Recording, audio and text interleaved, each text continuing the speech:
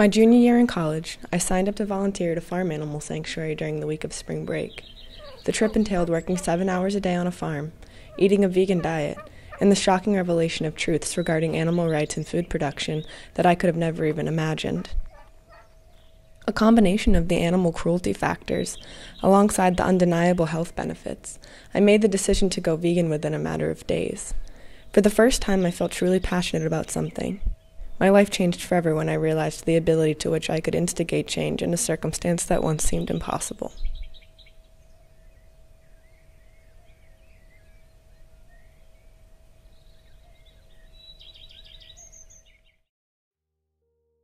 When I was 17, my senior year in high school, one of my moms was diagnosed with stage 4 lung cancer. After 4 painful and grueling months of chemotherapy, radiation, and medication, she passed away just 7 days after her 51st birthday on March 15, 2010. My name is Joanne Mashad, and I am one of Jodi's mothers. I was diagnosed with chronic lymphocytic leukemia on October 14, 2011.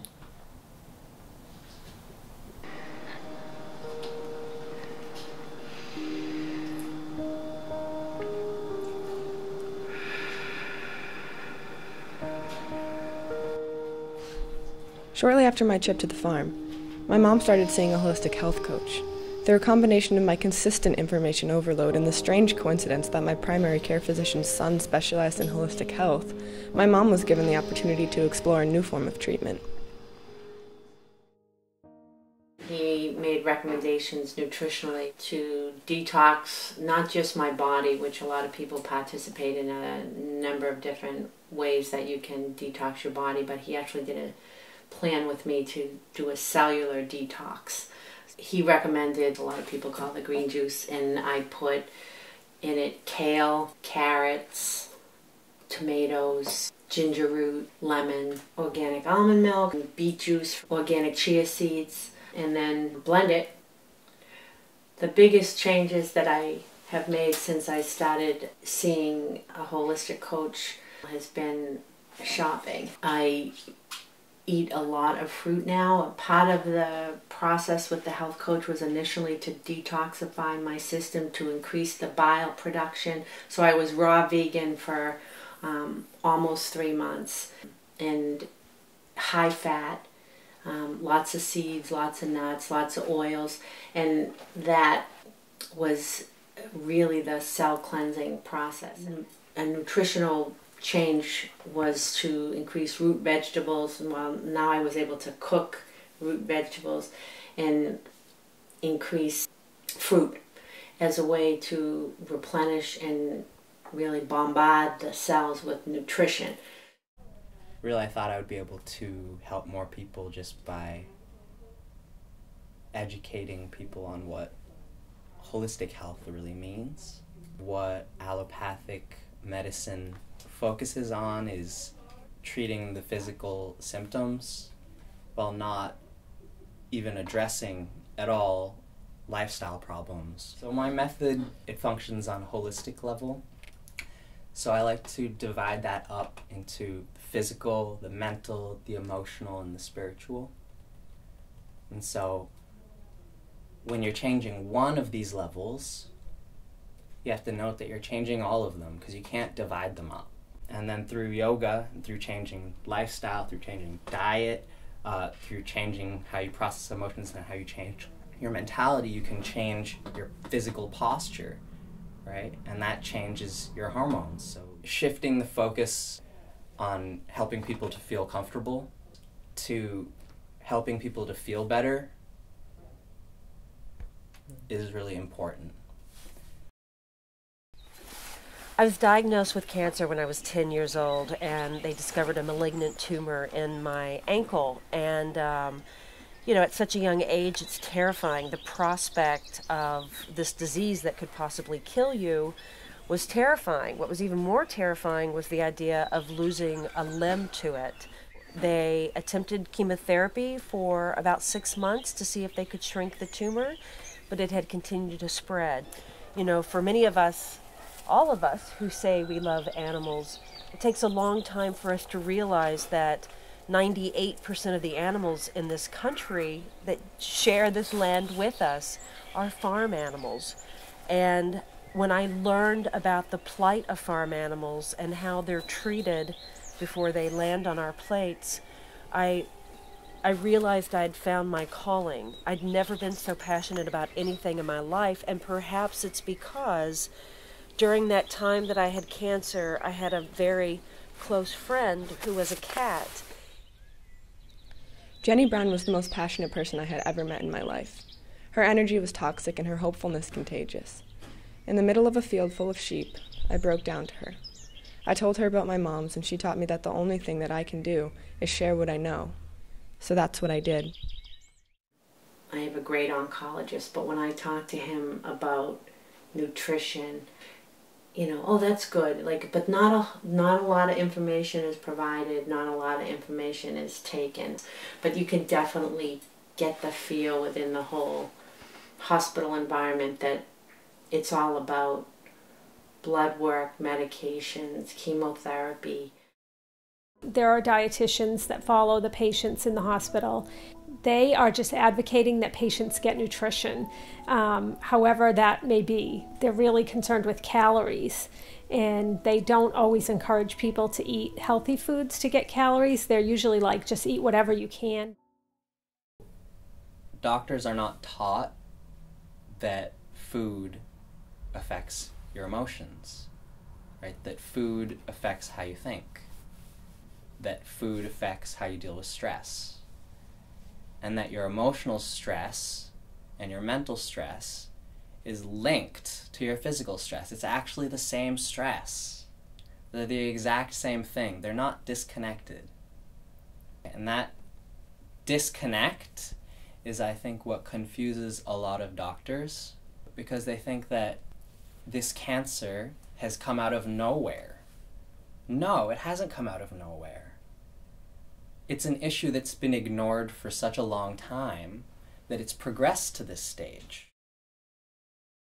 There's so much evidence that shows the decrease in so many types of cancer with the elimination of animal products for both meat, eggs, and dairy. We're the only species that drinks milk into adulthood, and the only species that drinks the milk of another species. Our bodies aren't really made for it. The antibiotics that are in meat, the hormones, there's studies that show that vegans live an average of 10 years longer, that kids are smarter, that you're healthier.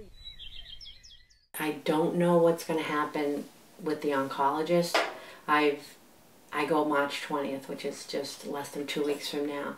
And before that, every time I went, my white blood cell count has increased small amounts at a slow rate, but it has increased since I've been diagnosed every time that I've gone. So it'll be interesting when I go on March 20th if that will be any different. This is how I think about it. If I can stay healthy, even if the leukemia takes a course that I would prefer it did not, if I can be healthier in every other areas of my being, then it can only benefit. If I go in less than 2 weeks to the oncologist and my numbers are down, I don't even have to be cured. I would probably become even more disciplined than I am now. It would, to me, support that this has worked, because there's nothing else to explain why that could have possibly happened. When you're talking about cancers that affect your immune system, eating really healthy foods and trying to really boost your immune system with diet makes a lot of sense. I think when you're talking about a cancer that is like a solid tumor, like a breast cancer or a lung cancer, I don't think having a really good diet would hurt you in any way, but I don't know that it's really going to help you fight your cancer. The thing that I've noticed about cancer is that it affects all kinds of people from all different backgrounds and all different health statuses. You can find people that are so healthy, that never eat any junk food, and they just follow a perfect diet, they exercise, they do everything right, and they still get cancer. I would say my experience with cancer motivated me to just have more of a lust for life and to realize that life is short. If we can live healthy lives, happy lives, without causing harm to or killing others, why wouldn't we? This is a social justice issue. This is us evolving. For the longest time, people thought that blacks were here for whites, that women were made for men, and it's only been in the past 150 years that we've evolved beyond that antiquated, archaic way of thinking. We're making progress, and if you look at the course of history, you know, things are happening, and there is a moral evolution happening. And so I would ask everyone to take a look and to ask yourself if you're okay with what you're supporting.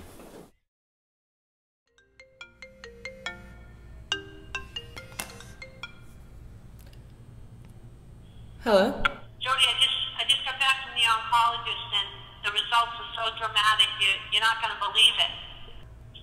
He said what you've been doing along the way, you've been progressing at a rate that would have said to me that you should have increased with your white blood cell count to 20,000 during this visit, and you only increased by 3,000 more. It is absolutely true that everyone's experience with cancer and other diseases is different. But what will always stand out to me is the quality of life my mothers experienced during their attempts at recovery. I watched the strongest person I knew deteriorate, both mentally and physically, within a matter of 4 months. Watching that pain and suffering was something I prayed I would never have to experience again. Now, as my other mother continues with holistic methods of treatment, I see the opposite. I see a lust for life and a passion for living that I've never seen in her before. Farm animals are just one aspect of nature taken advantage of by humans. But it goes to show, respecting their lives has invaluable benefits to our lives as well. I don't smoke, I don't drink, I don't do any drugs, I exercise, but I always had, prior to this change 4 months ago, an extremely high protein diet. The pro-hormones and the mutations that are done to make the animals bigger, fatter, more. And looking at how I could have possibly got leukemia, it makes sense to me that it's environmental.